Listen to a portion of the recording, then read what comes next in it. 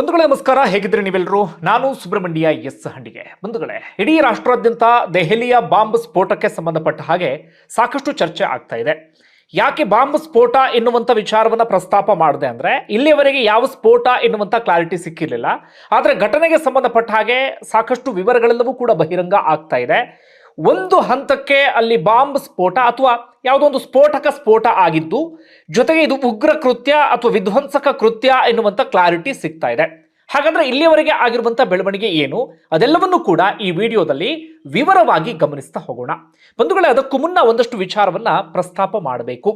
ಈಗ ಸಿಗ್ತಿರುವಂಥ ಒಂದಷ್ಟು ಮಾಹಿತಿಯ ಆಧಾರದ ಮೇಲೆ ನಾವಿಲ್ಲಿ ನೋಡ್ತಾ ಹೋಗೋದಾದ್ರೆ, ನಾವು ಇಲ್ಲಿವರೆಗೆ ಹೇಳ್ತಾ ಇದ್ವಿ, ಯಾರು ಈ ಭಯೋತ್ಪಾದಕ ಚಟುವಟಿಕೆಯಲ್ಲಿ ತೊಡಸ್ಕೊಳ್ತಾರೆ ಅಂದ್ರೆ ಅನಕ್ಷರಸ್ಥರು ಅಥವಾ ಅವಿದ್ಯಾವಂತರು, ಸರಿಯಾದಂಥ ವಿದ್ಯೆ ಇಲ್ಲದೆ ಇರುವಂತವರು, ಅವ್ರನ್ನ ಆರಾಮಾಗಿ ಬ್ರೈನ್ ವಾಶ್ ಮಾಡ್ತಾರೆ, ದೇವರ ಹೆಸರಲ್ಲಿ ಮೈಂಡ್ ವಾಶ್ ಅನ್ನ ಮಾಡಲಾಗುತ್ತೆ, ಹಾಗೆ ಹೀಗೆ ಎನ್ನುವಂಥ ರೀತಿಯಲ್ಲಿ.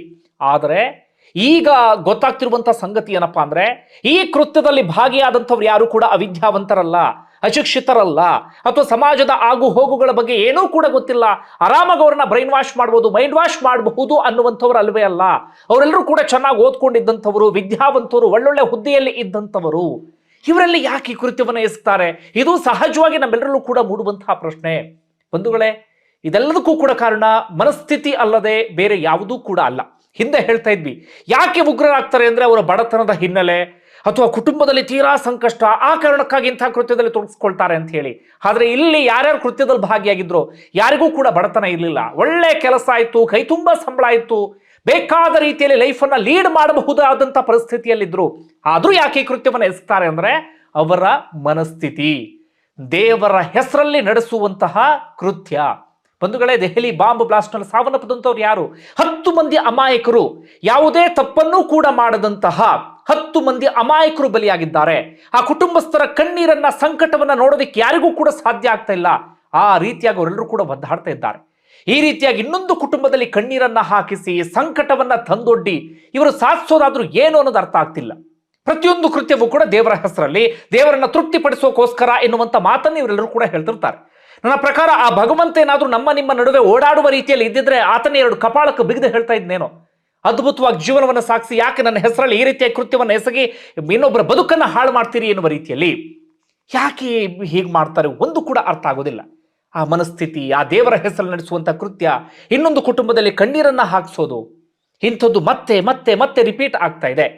ಇನ್ನೊಂದು ಧರ್ಮದವರನ್ನ ಕೊಂದು ನಮ್ಮ ಧರ್ಮವನ್ನ ಉಳಿಸಿಕೊಳ್ತೀವಿ ಎನ್ನುವಂಥ ಮನಸ್ಥಿತಿ ಇದೆಯಲ್ಲ, ಅರ್ಥನೇ ಆಗದಂತಹ ಮನಸ್ಥಿತಿ ಅದು.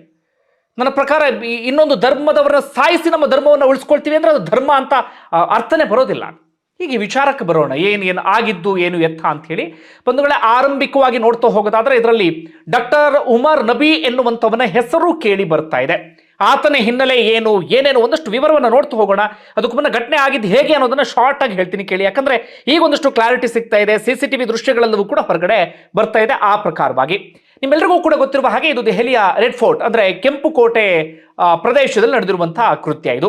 ಯಾಕೆ ಅಂತಹ ಪ್ರದೇಶವನ್ನೇ ಆಯ್ಕೆ ಮಾಡ್ಕೊಂಡಿರಬಹುದು ಅಂದ್ರೆ, ಅದು ಜನನಿಬಿಡವಾಗಿರುವಂತಹ ಪ್ರದೇಶ, ಇಡೀ ಜಗತ್ತಿನ ಗಮನ ಸೆಳೆಯುವಂತಹ ಪ್ರದೇಶ, ಅದು ಐತಿಹಾಸಿಕ ಹಿನ್ನೆಲೆಯನ್ನು ಹೊಂದಿರುವಂತಹ ಪ್ರದೇಶ.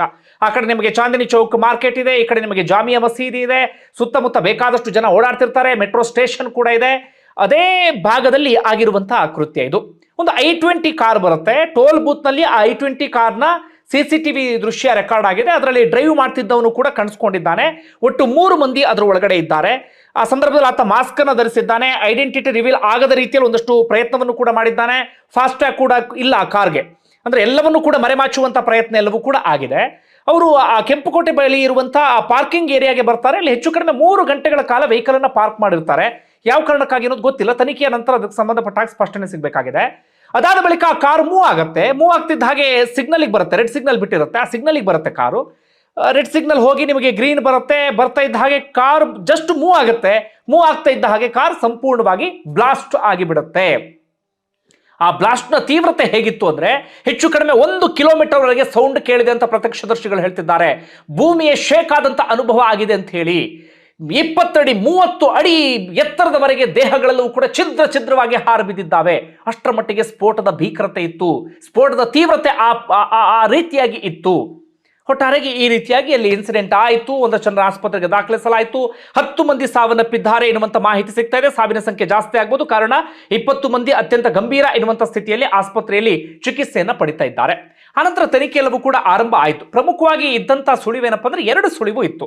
ಒಂದೇನಪ್ಪ ಅಂದ್ರೆ ಅದೇ ದಿನ ಫರೀದಾಬಾದ್ನಲ್ಲಿ ಪೊಲೀಸ್ ಅಧಿಕಾರಿಗಳು ಪ್ರೆಸ್ ಮೀಟ್ ಮಾಡಿ ಒಂದಷ್ಟು ವಿಚಾರವನ್ನ ಬಹಿರಂಗಪಡಿಸಿದ್ರು. ಅದೇನಪ್ಪ ಅಂದ್ರೆ ವೈದ್ಯರಾಗಿದ್ದುಕೊಂಡು ಉಗ್ರ ಕೃತ್ಯದಲ್ಲಿ ಭಾಗಿಯಾಗಿದ್ದಂತ ಒಂದಷ್ಟು ಮಂದಿಯನ್ನು ಅರೆಸ್ಟ್ ಮಾಡಲಾಗಿತ್ತು. 2900 kg ಸ್ಫೋಟಕಗಳನ್ನ ಪೊಲೀಸರು ವಶಕ್ಕೆ ತೆಗೆದುಕೊಂಡಿದ್ರು. ಹೀಗಾಗಿ ಆ ಗುಂಪಿಗೆ ಸೇರಿರಬಹುದಾ ಎನ್ನುವಂತ ಒಂದು ಇದು. ಮತ್ತೊಂದು ಕಾರ್ನ ಹಿನ್ನೆಲೆ ಎಲ್ಲವನ್ನು ಕೂಡ ಪತ್ತೆ ಹಚ್ಚುವಂತ ಕೆಲಸವನ್ನೆಲ್ಲವೂ ಕೂಡ ಮಾಡಲಾಗುತ್ತಲ್ಲ. ಹೀಗಾಗಿ ಆ ತನಿಖೆಯನ್ನ ಆರಂಭಿಸಿದ್ರು. ಆರಂಭದಲ್ಲಿ ಇದು ಹೇಗೆ ಉಗ್ರ ಕೃತ್ಯ ಎನ್ನುವಂತ ಕ್ಲಾರಿಟಿ ಸಿಕ್ತು ಅಂದ್ರೆ ದೆಹಲಿ ಪೊಲೀಸರು UAPA ಅಡಿಯಲ್ಲಿ FIR ನ ದಾಖಲಿಸಿಕೊಂಡಿದ್ದಾರೆ. ಸಾಧಾರಣವಾಗಿ ಇಂಥ ವಿಧ್ವಂಸಕ ಕೃತ್ಯ ಅಥವಾ ದೇಶದ್ರೋಹಿ ಕೃತ್ಯಕ್ಕೆ ಆ ರೀತಿಯಾಗಿ ಪ್ರಕರಣವನ್ನು ದಾಖಲಿಸಿಕೊಳ್ಳಲಾಗ ತಲ್ಲಿಗೆ ಒಂದು ಕ್ಲಾರಿಟಿ ಸಿಕ್ತು, ಇದು ಉಗ್ರ ಕೃತ್ಯವೇ ಎನ್ನುವ ರೀತಿಯಲ್ಲಿ. ಯಾಕೆ ಹೇಳ್ತೀನಿ ಅಂದ್ರೆ ಆರಂಭದಲ್ಲಿ CNG ಬ್ಲಾಸ್ಟ್ ಅಂತೆ ಅದಂತೆ ಇದಂತೆ ಎನ್ನುವ ಚರ್ಚೆಗಳು ನಡೀತಿತ್ತಲ್ಲ, ಅದೆಲ್ಲವನ್ನು ಕೂಡ ತಳ್ಳಿ ಹಾಕಲಾಯಿತು. ಇದು ಉಗ್ರ ಕೃತ್ಯ ಅನ್ನುವಂಥ ಸ್ಪಷ್ಟನೆ ಮಾತ್ರ ಬಹಳ ನೀಟಾಗಿ ಸಿಕ್ತು. ಮೊದಲಿಗೆ ಕಾರಿನ ಹಿಂದೆ ಬೀಳ್ತಾರೆ. ಕಾರಣ ಹಿಂದೆ ಬಿದ್ದಂತ ಸಂದರ್ಭದಲ್ಲಿ ಸಲ್ಮಾನ್ ಎನ್ನುವಂತ ವ್ಯಕ್ತಿ, ಪುಲ್ವಾಮಾ ಭಾಗದ, ಜಮ್ಮು ಕಾಶ್ಮೀರ ಪುಲ್ವಾಮಾದ ಸಲ್ಮಾನ್ ಎನ್ನುವಂತ ವ್ಯಕ್ತಿ ಒಬ್ಬನನ್ನ ವಶಕ್ಕೆ ತೆಗೆದುಕೊಳ್ತಾರೆ. ಆತ ಹೇಳ್ತಾನೆ, ಇಲ್ಲ ಸ್ವಾಮಿ, ನನ್ನ ಕಾರನ್ನ ಬಹಳ ವರ್ಷಗಳಾಗಿದೆ ಅಂತ ಹೇಳಿ. ಆತನ ಕೈಯಿಂದ ಈಗಾಗಲೇ 3-4 ಮಂದಿಗೆ ಕಾರ್ ಬದಲಾಗಿದೆ. ಕೊನೆಯದಾಗಿ ಯಾರ ಹೆಸರಲ್ಲಿ ಇತ್ತು ಅಂದ್ರೆ ಡಾಕ್ಟರ್ ಉಮರ್ ನಬಿ ಎನ್ನುವಂತವನ ಹೆಸರಲ್ಲಿ ಆ ಕಾರು ಇರುತ್ತೆ. ಅಲ್ಲಿ ಆತನ ಬಗ್ಗೆ ಹೇಗೆ ಒಂದಷ್ಟು ಕ್ಲಾರಿಟಿ ಸಿಕ್ತು ಪೊಲೀಸರಿಗೆ ಅಂದ್ರೆ ಟೋಲ್ನಲ್ಲೂ ಕೂಡ ಆತನ ಮುಖ ಲೈಟಾಗಿ ಕಾಣಿಸ್ತಾ ಇದೆ. ಅಲ್ಲಿಗೆ ಈ ಉಮರ್ ಈ ಕೃತ್ಯದಲ್ಲಿ ಭಾಗಿ ಆಗಿರಬಹುದು ಅನ್ನುವಂಥ ಕ್ಲಾರಿಟಿ ಒಂದು ಹಂತಕ್ಕೆ ಸಿಗುತ್ತೆ. ಈತ ಯಾರು ಅಂದ್ರೆ ಈತ ಫರೀದಾಬಾದ್ನ ಮೂಲತಃ ಈತ ಪುಲ್ವಾಮಾದ ಕೊಯಲ್ ಎನ್ನುವಂಥ ಭಾಗದವನೀತ. ಅನಂತ್ನಾಗ್ನಲ್ಲೂ ಕೂಡ ಈತ BMCಯಲ್ಲಿ ವೈದ್ಯನ ಕೆಲಸವನ್ನ ಮಾಡಿರ್ತಾನೆ. ಅದಾದ ಬಳಿಕ ಫರೀದಾಬಾದ್ನಲ್ಲಿ, ಹರಿಯಾಣದ ಫರೀದಾಬಾದ್ನಲ್ಲಿ ವೈದ್ಯಕೀಯ ಕಾಲೇಜಿನಲ್ಲಿ ಈತ ಸೇವೆಯನ್ನು ಸಲ್ಲಿಸ್ತಾ ಇರ್ತಾನೆ. ಫರೀದಾಬಾದ್ನ ವೈದ್ಯಕೀಯ ಕಾಲೇಜಿನಲ್ಲಿ ಈತ ಸೇವೆಯನ್ನು ಸಲ್ಲಿಸ್ತಾ ಇರ್ತಾನೆ. ಈ ರೀತಿಯಾಗಿ ಮುಖವಾಡವನ್ನು ಧರಿಸ್ಕೊಂಡಿರುವಂತಹ ಡಾಕ್ಟರ್ಸು ಅವರು ಇವರು ಅದು ಎಷ್ಟು ಜನ ಇದ್ದಾರೋ ಗೊತ್ತಿಲ್ಲ. ಅಂದ್ರೆ ಉಗ್ರರೇ ಆದ್ರೆ ಬೇರೆ ಬೇರೆ ವೇಷದಲ್ಲಿ ಇರುವಂತವ್ರು ಅದು ಎಷ್ಟು ಜನ ಇದ್ದಾರೋ ಗೊತ್ತಿಲ್ಲ. ಇಂಥವ್ರನ್ನ ನೋಡಿದಾಗ ಈಗ ಸಹಜವಾಗಿ ಆತಂಕ ಶುರುವಾಗಿಬಿಡುತ್ತೆ. ಯಾರನ್ನು ನಂಬೋದು ಯಾರನ್ನು ಬಿಡೋದು ಎನ್ನುವಂಥ ರೀತಿಯಲ್ಲಿ. ಒಟ್ಟಾರೆಯಾಗಿ ಈತ ಫರೀದಾಬಾದ್ನಲ್ಲಿ ಕೆಲಸವನ್ನ ಮಾಡ್ತಿದ್ದವನು ಎನ್ನುವಂತ ಕ್ಲಾರಿಟಿ ಸಿಗುತ್ತೆ. ಈಗ ಚರ್ಚೆ ಆಗ್ತಿರುವಂತ ವಿಚಾರ ಅಂದ್ರೆ ಅದು ಆತ್ಮಾಹುತಿ ಬಾಂಬ್ ದಾಳಿಯಾ ಅಥವಾ ಆಕಸ್ಮಿಕವಾಗಿ ಅಂತದ್ದೇನಾದ್ರೂ ಆಯ್ತಾ ಅಂತ ಹೇಳಿ. ಯಾಕೆ ಅಂದ್ರೆ ಹಿಂದಿನ ವಿಡಿಯೋದಲ್ಲಿ ನಾನು ಕಂಪ್ಲೀಟ್ ವಿವರವಾಗಿ ವಿವರಿಸಿದ್ದೇನೆ, ಮತ್ತೊಮ್ಮೆ ರಿಪೀಟ್ ಮಾಡೋದಕ್ಕೆ ಹೋಗೋದಿಲ್ಲ. ನಾನು ಆಗ್ಲೂ ಒಮ್ಮೆ ಪ್ರಸ್ತಾಪವನ್ನ ಮಾಡಿದೆ. ಈ ಉತ್ತರ ಪ್ರದೇಶ, ಹರಿಯಾಣ, ಜಮ್ಮು ಕಾಶ್ಮೀರ ಎಲ್ಲ ಭಾಗದಲ್ಲೂ ಕೂಡ ಪೊಲೀಸರು ಅತಿ ದೊಡ್ಡ ಕಾರ್ಯಾಚರಣೆ ನಡೆಸಿ 3 ಡಾಕ್ಟರ್ಸ್ಗಳನ್ನ ವಶಕ್ಕೆ ತೆಗೆದುಕೊಂಡಿರ್ತಾರೆ. ಓರ್ವ ಮಹಿಳಾ ಡಾಕ್ಟರ್, ನೋಡಿ ಮಹಿಳಾ ಉಗ್ರರು ಕೂಡ ಆಕ್ಟಿವ್ ಆಗಿದ್ದಾರೆ. ಓರ್ವ ಮಹಿಳಾ ಡಾಕ್ಟರ್, ಇನ್ನಿಬ್ರು ಪುರುಷರು. ಒಬ್ಬನ ಮನೆಯಲ್ಲಿ 360 kg ಸ್ಫೋಟಕ ಪತ್ತೆ ಆಗುತ್ತೆ. ಇನ್ನೊಬ್ಬನ ಕಚೇರಿಯಲ್ಲಿ AK-47 ಗನ್ ಪತ್ತೆ ಆಗುತ್ತೆ. ಒಟ್ಟಾರೆಗೆ ಇವರೆಲ್ಲರಿಂದಲೂ ಕೂಡ 2900 kg ಸ್ಫೋಟಕಗಳನ್ನು ವಶಕ್ಕೆ ತೆಗೆದುಕೊಳ್ಳಲಾಗಿರುತ್ತೆ. ಆ 3 ಡಾಕ್ಟರ್ ಸೇರಿದಂತೆ ಒಟ್ಟಾರೆಗೆ 8 ಮಂದಿಯನ್ನ ವಶಕ್ಕೆ ತೆಗೆದುಕೊಳ್ಳಲಾಗಿರುತ್ತೆ. ಹೀಗಾಗಿ ಅಲ್ಲಿ ಯಾವಾಗ ಇಂಥದೊಂದು ಕಾರ್ಯಾಚರಣೆ ನಡೆಯಿತೋ ನನ್ನ ಪ್ರಕಾರ ಈ ಡಾಕ್ಟರ್ ನಬಿಗೂ ಕೂಡ, ಉಮರ್ ನಬಿಗೂ ಕೂಡ ಆತಂಕ ಆಗಿರುವಂತ ಸಾಧ್ಯತೆ ಇದೆ. ಹೀಗಾಗಿ ಆತ ಫರೀದಾಬಾದ್ನಲ್ಲಿ ಎಲ್ಲಿ ಸ್ಫೋಟಕವನ್ನು ಸಂಗ್ರಹಿಸಿಟ್ಕೊಂಡಿದ್ರು, ಫರೀದಾಬಾದ್ಗೂ ದೆಹಲಿ ಬಹಳ ದೂರ ಏನಿಲ್ಲ, ಅಲ್ಲಿಂದ ಆತ ಕಾರ್ನಲ್ಲಿ ಒಟ್ಟಾರೆ ಇನ್ನಿಬ್ರು ಆತನ ಜೊತೆಗಿದ್ರು. ಒಟ್ಟಾರೆ 3 ಸೇರಿ ಬೇರೆ ಕಡೆಗೆಲ್ಲೋ ಸ್ಫೋಟಕವನ್ನ ಶಿಫ್ಟ್ ಮಾಡ್ತಾ ಇದ್ರು ಅಂತ ಕಾಣುತ್ತೆ. ಬಹಳ ಗಡಿಬಿಡಿಲ್ಲ, ಆತಂಕದಲ್ಲಿ ಇನ್ನೇನು ಪೊಲೀಸರು ರೇಡ್ ಮಾಡಿಬಿಡ್ತಾರೆ ಅಂತ. ಯಾಕಂದ್ರೆ ಪೊಲೀಸರು ರೇಡ್ ಮಾಡಿದ್ದೆ ಹರಿಯಾಣದ ಫರೀದಾಬಾದ್ ಭಾಗದಲ್ಲಿ. ಆ ಡಾಕ್ಟರ್ಸ್ಗಳ ಸಹೋದ್ಯೋಗಿ ಈತನು ಕೂಡ ಹೌದು, ಯಾರು ಡಾಕ್ಟರ್ ಉಮರ್ ನಬಿ. ಹೀಗಾಗಿ ಅವರೆಲ್ಲರೂ ಅರೆಸ್ಟ್ ಆದ್ರಲ್ಲ, ಅವರೆಲ್ಲರ ಕೈಯಿಂದ ಸ್ಫೋಟಕವನ್ನು ವಶಕ್ಕೆ ತೆಗೆದುಕೊಂಡ್ರಲ್ಲ. ಹೀಗಾಗಿ ಈ ಸ್ಫೋಟಕವನ್ನಾದ್ರೂ ಎಲ್ಲಾದ್ರೂ ನಾವು ಬಳಕೆ ಮಾಡಲೇಬೇಕು, ಒಂದಷ್ಟು ವಿಧ್ವಂಸಕ ಕೃತ್ಯವನ್ನು ಎಸಗಲೇಬೇಕು ಎನ್ನುವಂಥ ಉದ್ದೇಶದಿಂದ ಆತ ಬಹಳ ಭಯದಲ್ಲಿ ಅಥವಾ ಆತಂಕದಲ್ಲಿ ಆತ ಗಾಡಿಯನ್ನ ಡ್ರೈವ್ ಮಾಡ್ಕೊಂಡು ಬಂದಿರಬಹುದು. ಸರಿಯಾದ ರೀತಿಯಲ್ಲಿ ಆ ಸ್ಫೋಟಕವನ್ನ ಸಂಗ್ರಹವನ್ನ ಮಾಡದೇ ಇರಬಹುದು, ಅಥವಾ ಸರಿಯಾದ ರೀತಿಯಲ್ಲಿ ಆ ಸ್ಫೋಟಕವನ್ನ ಇಟ್ಕೊಂಡು ಬರದೇ ಇರಬಹುದು. ಆ ಕಾರಣಕ್ಕಾಗಿ ಏನಾದ್ರೂ ಆ ಸ್ಫೋಟಕ ಕಾರ್ನಲ್ಲಿ ಬರುವಂತ ಸಂದರ್ಭದಲ್ಲಿ ಇದ್ದಕ್ಕಿದ್ದ ಹಾಗೆ ಸ್ಫೋಟ ಆಗಿ ಇಂಥದೊಂದು ಕೃತ್ಯ ಆಗಿರಬಹುದು. ಇದು ಒಂದು ಆಂಗಲ್. ಇನ್ನೊಂದು ಆಂಗಲ್ ನೋಡ್ತಾ ಇರೋದು ಆತ್ಮಾಹುತಿ ಬಾಂಬ್ ದಾಳಿ ಇರಬಹುದಾ ಅಂತೇಳಿ. ಸಾಧಾರಣವಾಗಿ ಏನಾಗುತ್ತೆ ಆತ್ಮಾಹುತಿ ಬಾಂಬ್ ದಾಳಿ ಅಂದ್ರೆ ಕೇವಲ ಒಬ್ಬರೇ ಸಾಯ್ತಾರೆ, ಆದ್ರೆ ಇಲ್ಲಿ ಒಟ್ಟು 3 ಜನ ಇದ್ರು. ಹೀಗಾಗಿ ಆತ್ಮಾಹುತಿ ಬಾಂಬ್ ದಾಳಿ ಸಾಧ್ಯತೆ ತೀರಾ ಕಡಿಮೆ, ಅಥವಾ ತಳ್ಳಿ ಹಾಕೋದಕ್ಕೂ ಕೂಡ ಸಾಧ್ಯ ಆಗೋದಿಲ್ಲ. ಆ 3 ಉಗ್ರರಾಗಿದ್ದು, ಆ 3 ಇನ್ ಹೇಗೂ ನಾವು ಪೊಲೀಸರು ಸಿಕ್ಕಾಕೊಳ್ಳೋ ಮುನ್ನ ನಾವೊಂದು ಕೃತ್ಯವನ್ನ ಎಸಗಬೇಕು, ಒಂದಷ್ಟು ಜನರನ್ನ ಸಾಯಿಸಬೇಕು ಎನ್ನುವಂತ ಉದ್ದೇಶಕ್ಕೋಸ್ಕರವೇ ಈ ಕೃತ್ಯವನ್ನ ಎಸಗಿರುವಂತ ಸಾಧ್ಯತೆಯನ್ನು ಕೂಡ ನಾವು ಈ ಸಂದರ್ಭದಲ್ಲಿ ತಳ್ಳಿ ಹಾಕುವಂತಿಲ್ಲ. ಇದು ಸದ್ಯಕ್ಕೆ ಸಿಗ್ತಿರುವಂತಹ ಮಾಹಿತಿ. ಆತ್ಮಾಹುತಿ ಬಾಂಬ್ ದಾಳಿಯ ಅಥವಾ ಆ ಸ್ಫೋಟಕ ಆಕಸ್ಮಿಕವಾಗಿ ಸ್ಫೋಟಗೊಂಡಿದ್ದ, ಅದು ಇನ್ನಷ್ಟೇ ಗೊತ್ತಾಗಬೇಕಿದೆ. ಅದಕ್ಕೆ ಸಂಬಂಧಪಟ್ಟ ಹಾಗೆ ಪೊಲೀಸರು ಈಗಾಗಲೇ ತನಿಖೆ ನಡೆಸ್ತಾ ಇದ್ದಾರೆ. ತನಿಖೆಯ ಔಟ್ಕಮ್ ಏನು ಅನ್ನೋದನ್ನ ಕಾದು ನೋಡೋಣ.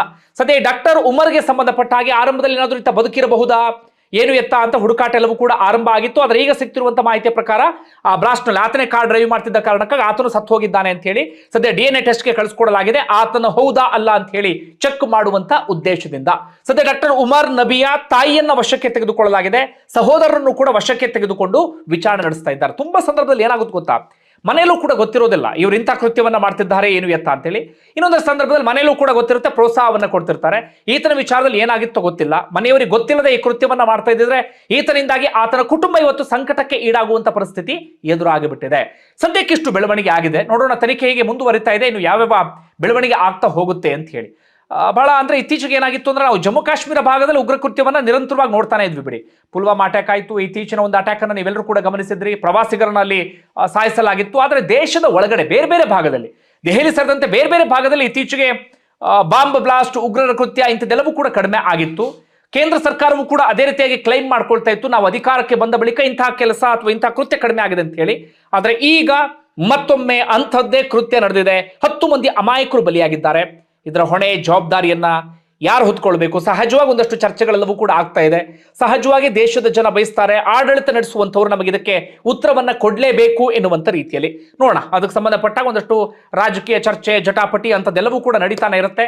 ಈಗ ಇರಬೇಕಾದಂತಹ ಉದ್ದೇಶ ಏನಪ್ಪಾ ಅಂದ್ರೆ ಆ ಕೃತ್ಯದ ಹಿಂದೆ ಯಾರಿದ್ದಾರೆ ಅವನ್ನ ಮಟ್ಟ ಹಾಕೋದು ಹೇಗೆ, ಅದಕ್ಕೆ ಸಂಬಂಧಪಟ್ಟಾಗ ಒಂದಷ್ಟು ವರ್ಕೌಟ್ ಅಂತದೆಲ್ಲವನ್ನು ಕೂಡ ಮಾಡಬೇಕಾಗುತ್ತೆ. ಬಂಧುಗಳೇ, ಇದಿಷ್ಟು ಈ ಕ್ಷಣದವರೆಗೆ ಸಿಗ್ತಾ ಇರುವಂತ ಮಾಹಿತಿ.